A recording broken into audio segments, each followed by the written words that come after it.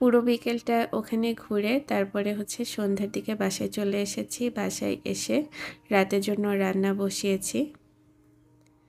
তো আজকে খুব সিম্পল একটা তরকারি রান্না করছি।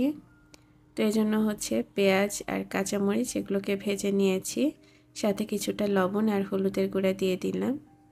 একটু ভেজে নিচ্ছি, তারপরই হচ্ছে এর মধ্যে মশলাগুলো অ্যাড করে দিচ্ছি। এখানে রসুন, জিরা আর ধনিয়া বাটা আছে, আর সাথে অল্প একটু আদা বাটাও আছে। সব কিছু দিয়ে মশলাটা এখন কষিয়ে নিচ্ছি। আমি যখন এই মশলাটা তৈরি করি তখন এর মধ্যে খুব সামান্য পরিমাণ আদা দিয়ে রাখি, যাতে করে যে মাছগুলো আছে যে একটু ফ্লেভারফুল, বিশেষ করে চাষের মাছ, সেই মাছগুলো খেতে খারাপ না লাগে। তবে আদা বাটাটা বেশি ব্যবহার করি না মাছে। আর মাংসের জন্য যে আদা বাটাটা দিয়ে সেটা আলাদাভাবেই দিয়ে থাকি। তো এখন হচ্ছে এই যে শাকগুলো দিয়ে দিচ্ছি।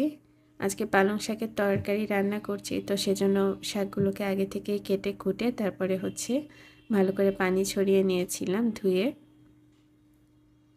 শাকগুলো দেওয়ার পর বেশ কিছুক্ষণ নেড়ে চেড়ে তারপরে হচ্ছে ঢাকনা দিয়ে দিচ্ছি।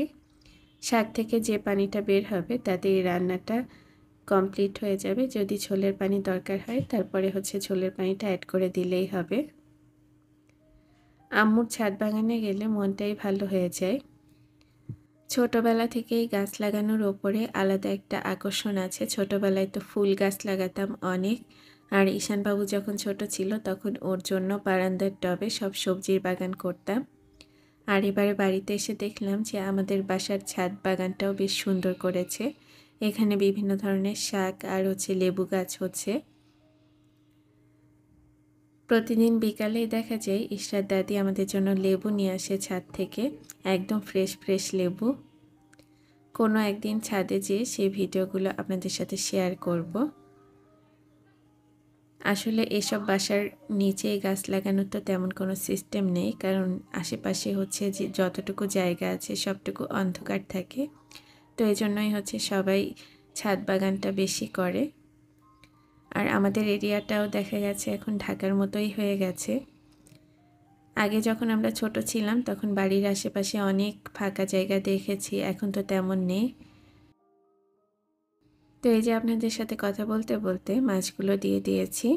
এই মাছগুলো ভেঙে যায়, তো সে কারণে হচ্ছে মাছগুলোতে মশলা মেখে একটা সাইডে রেখে দিই। আর যখনই হচ্ছে তরকারিটা সিদ্ধ হয়ে যায় সেই পর্যায়ে আমি মাছগুলো অ্যাড করে দিই। তো মাছগুলো দেওয়ার